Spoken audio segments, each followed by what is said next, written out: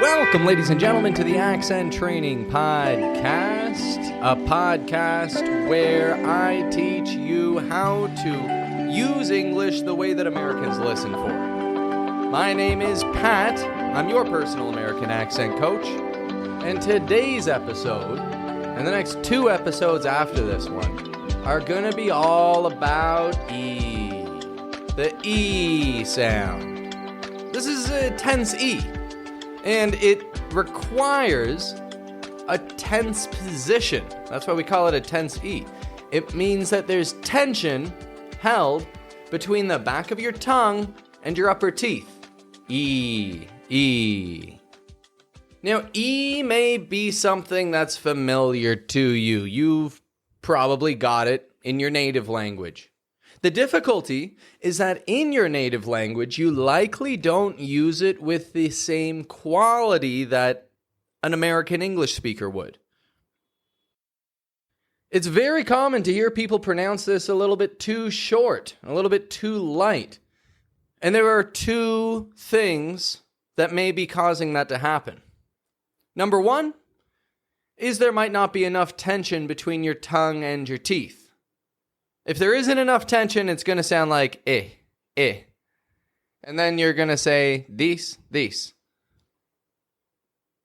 Sheep. So we've got to focus on your tongue's tension and ensure that the vowels are not cut short in the sound. The other thing that gets in the way of this is if you aren't giving your voice enough power on those E sounds. It causes the same effect. So if you feel that you are making tension, but you're still getting a sound like happy, itch, slip, then it just means that we've got to make your voice come out longer, as if there's a little tail on the end of that E. Happy, each, sleep. So keep your teeth very close together, with the sides of your tongue pressing against your back teeth, and project your voice clearly. E. Now, as you know with accent training, once we've got the basics of the sound down, we can start to apply it to some words in slow motion. After you apply them in slow motion with these words, you can start to use them quicker. But you've got to start slow so that your muscles adjust to this and so that your ears get a good feeling for what sounds right. Repeat after me. First, E, starting a word. Eat. Eat lunch. Easy. That was easy. In the middle of words, team. Teamwork.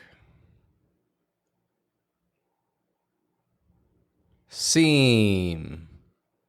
It seems to be. And finally, ending words. Now, I find ending words is actually the one that most people actually struggle with. And the thing is, you've got to have your voice trailing off on that E. If you don't, then the word won't be clear. And instead of saying me, you'll say me. Give me that. Instead of give me that. Help me out. Be good. See. She sees it now. City. Let's meet in the city. Fading out. City. Now those are the main things I wanted to bring up today. No need to get too complex. No need to overwhelm you with information. Because this is actually a pretty easy one for you to develop. And not to mention, this is one of the most important sounds in the American accent. like one of the most widely used. So now that you know to listen for it, and now that you know how to do it, it's up to you to go out into the world and get some clear E pronunciations consistently. But if you're not satisfied yet, if you feel like there's more that I might be able to help you with, then I gotta tell you, my friend, you're correct.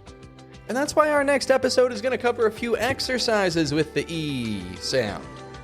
The kind of exercises that you're used to. We're going to identify it in some common words so that you can easily implement this in your real life. And then the episode after that is going to give you a few idiomatic expressions, some real useful ones for the workplace, for your meetings, or just to sound professional and polite in general.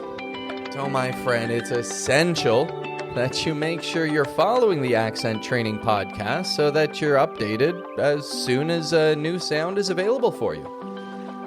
But in the meantime, have a good one.